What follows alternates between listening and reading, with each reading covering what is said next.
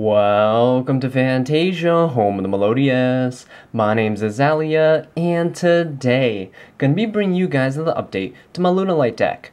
So without any further ado, let's just jump right into this. So starting off, we're going to be playing 2 copies of Lunalight White Rabbit. Now, White Rabbit, I bumped her up from 1 to 2 because of the fact that we see a lot more back row being played in the game right now. We have 3 Bottomless, 3 Torrential, and even like a copy of Solemn Judgment in the game. So being able to bait those cards out, or even better, just potentially bouncing them from the field back to the opponent's hand, is going to open up a lot more room for you to make your plays.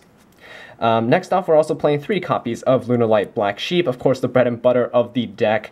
She helps you search out your polymerization and helps you recover Lunalight monsters when you go for your fusion plays. We're also playing 3 copies of Lunalight Kaleido, and she is basically your main playmaker. She sets up your graveyard, she can copy the names of your fusion monsters to help you easily climb into higher tiers of fusions, like into Panther Dancer or Leo Dancer. And Kaleido also has the effect where if she's banished, it just prevents your opponent from activating things during the battle phase, so you can easily go for your safe OTKs. Now, we're also playing 3 copies of Lunalight Blue Cat, and Blue Cat is the floater for the deck, so, you know, if she's destroyed battle by card effect, you just float into another Lunalight monster. She's going to be very, very useful for helping you make your fields and for making your rank 4 plays as well, or even going for link summons. Now, we're also playing 1 copy of Lunalight Crimson Fox, and Crimson Fox is here as a little tech. Same with Lunalight Purple Butterfly, actually. Both of these cards are a little tech. You can easily send them with Kaleido to the graveyard. Crimson Fox has the graveyard effect to protect your Lunalight monsters from targeting effects, and Purple Butterfly allows you to banish itself from the graveyard and summon something else from your hand, namely going to be like Blue Cat, so you can double the attack of some of your fusions, which is pretty nice to help go for OTKs. Now, we're also playing 3 copies of Lunalight Tiger and also 1 copy of Lunalight Wolf as our pendulum monsters.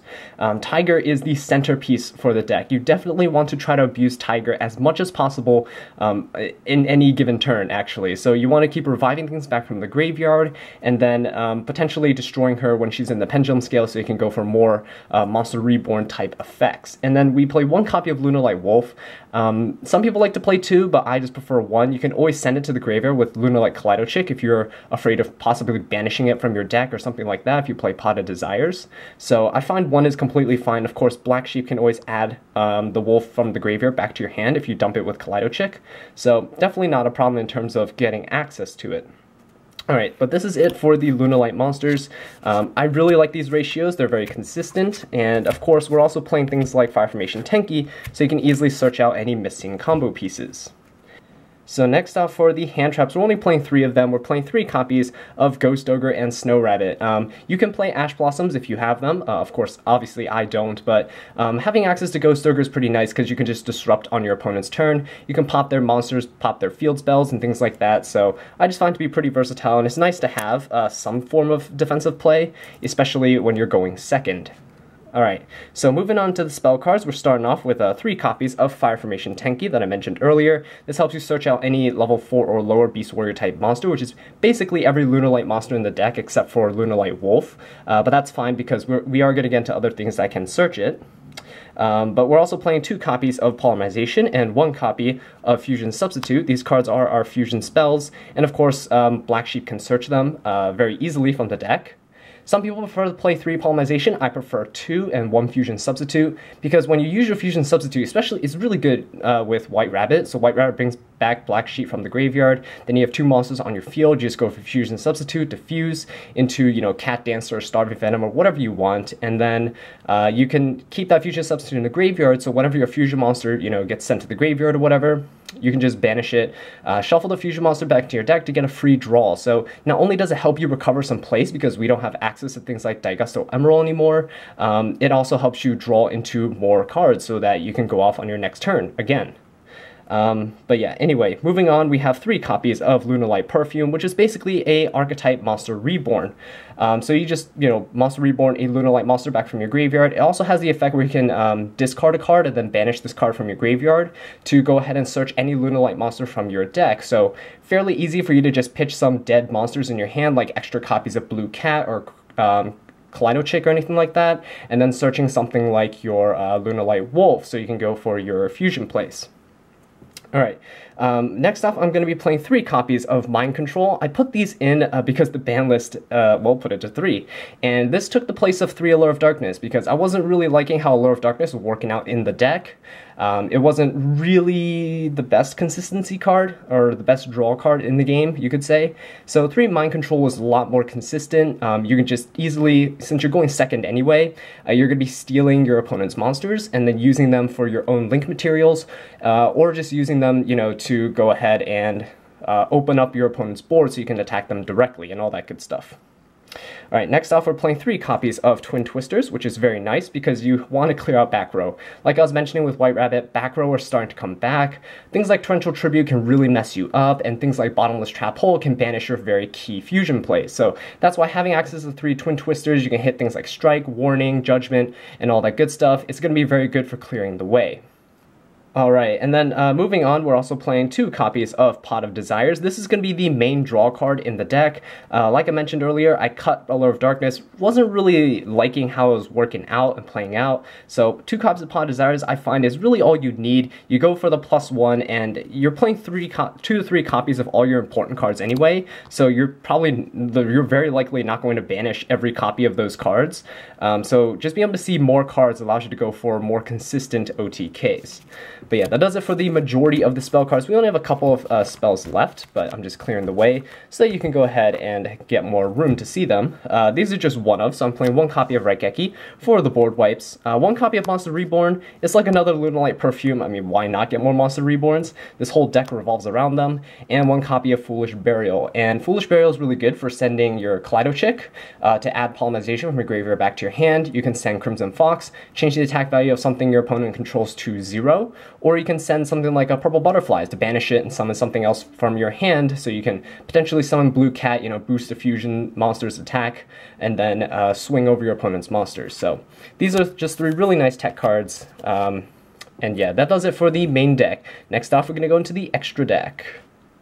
Alright, so for the extra deck, starting off, we're going to be playing 2 copies of Underclock Taker. Now, Underclock Taker is fantastic for this deck because the only thing that Lunalight's really struggled with under the new Link format, Link mechanic, is that they didn't have enough generic Link monsters for Lunalights to access. But Underclock Taker only requires 2 effect monsters, and that means that Lunalights can easily make that. Kaleido Chick and either any form of revival, so Lunalight Tiger, Lunalight Perfume, or Monster Reborn can easily help you access the Underclock Taker. Has a down arrow so you can summon your fusions right under it, and it's just very, very useful. Now I'm playing 2 copies of this because I am playing 3 copies of Mind Control in the main deck, so if you just steal one of your opponent's monsters, use one of your own, you can easily go for the Underclock Taker. You're basically doing spot removal, but also fueling your Link summon, so it's very, very useful. Now, Underclock Taker also replaces the Phantom Knight's Cursed Javelin in the deck because it has a very similar effect. You just target the monster that this Underclock Taker is pointing to, which is probably going to be a monster under the Underclock Taker, and you target one monster that your opponent controls, and then the monster your opponent controls loses attack equal to the attack of the monster that your Underclock Taker was pointing to. So in that case, is basically like just reducing the attack of your opponent's monster, and if you have something like potentially like Panther Dancer under your Underclock Taker, your opponent's monster is losing 2,800 attacks, so they're probably going to be at 0 attack points, and you can just easily swing over it with your Panther Dancer for a ton of damage. So it is much more consistent than the Phantom Knight's Cursed Javelin because it's a Link monster, more easily accessible, and it's just really, really useful for the deck and what it's trying to do. Alright, now for the other Link monsters, playing 1 copy of Proxy Dragon and 1 copy of Akashic Magician. Proxy Dragon is really just here for the side arrows in case you want to summon something under the Underclock Taker, and Akashic Magician is actually pretty useful because it just requires 2 monsters of the same type except tokens. You notice that she also has a down arrow. She's also pretty useful for just bouncing like your opponent's monsters. If they're right above the extra monster zone, you summon the Akashic Magician, bounce that monster back to the hand. It's a little bit of utility, but she also works really well with getting your fusions off the board, and then potentially going for Lunalight Wolf and like upgrading your fusions by banishing them from the graveyard. So if you had like a Panther Dancer in your extra monster zone, you can just use it and another Lunalight monster, summon Akashic Magician, and then right under the Akashic Magician you can use Lunalight Wolf to summon like a Leo Dancer or something like that, and this just puts some extra damage on the field so you can easily go for a game. Alright, so that does it for the Link monsters. Next off we're going to go into some of the XYZs. So for the XYZs, we're only playing one copy of Baguska. Baguska is really nice for just stalling out a few turns if you really need them. We're playing one copy of Tornado Dragon as well. Tornado Dragon is just for the spell and trap removal, and it's a quick play effect, so you, of course, or it's a quick effect, so you can easily use it on your opponent's turn, pop whatever things that you deem to be threatening, and all that good stuff. We're also playing one copy of Brotherhood of the Fire Fist, Tiger King. So if you summon this card, which is fairly easy with Kaleido Chick, sending either Blue Cat or Crimson Fox, and reviving that card back from the graveyard, you can go for this. It sets a Tenki from your deck to your side of the field. You can go for your searches and whatever you need to. It's also Beast Warrior type monster, so you can easily summon like your Akashic Magician by using Tiger King and one other Lunalight monster. So that's why Akashic is also really useful in this deck. We're also playing one copy of Utopia and one copy of Utopia the Lightning, and the Utopia package is really there for us to easily access big beat sticks without needing to go for your fusions. What if your opponent has like some form of negation on the field that can negate your polymerizations and things like that? This is just an easy way to toolbox out of it and just swing over that opponent's monster with a 5,000 attack beat stick. So yeah, that's also pretty nice. But that's really it for the XYZs. It's really just there for toolboxing opportunities if the situation arises. Next off, we're going to go into the bread and butter of the deck, which is the fusions. So for the fusions, we're playing two copies of Lunalight Cat Dancer. I'll just put them up here. Cat Dancer is just the first stage of the fusions, requires two Lunalight monsters. Playing two copies of Panther Dancer. Now she is probably the main one that you're going to go for most of the time. Cat Dancer just allows you to climb into the Panther Dancer, so you just need Cat Dancer and one other Lunalight monster. And the reason why you're going to go for her most of the time is because she cannot be destroyed by card effects. Cat Dancer has the effect where if you're attacking, she has a mandatory burn effect of burning your opponent for 100 damage, and during that time she's very vulnerable because she can easily get Ghost Ogred and just be destroyed, so you have no way of consistently be able to OTK your opponent if you have something like Cat Dancer that's doing most of the work. But with Panther Dancer, it's really easy for you to just activate her effect during the main phase 1 to attack everything twice, and then you can go ahead and just swing over everything your opponent has with her built-in protection. Now, we also play one copy of Lunalight Leo Dancer. A lot of people like to turbo out Leo Dancer. That's definitely not the way I believe that you should play the deck.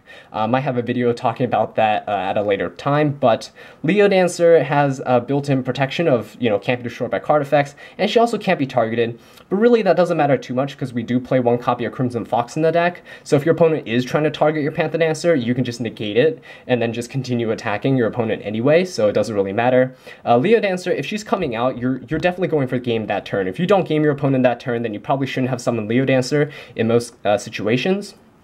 And we're only playing one Leo Dancer because you can always recycle her back with your fusion substitute. Just banish her from your graveyard and then shuffle the Leo Dancer from your graveyard back into the deck, and then draw a card, and then you can potentially summon another Leo Dancer if you need it.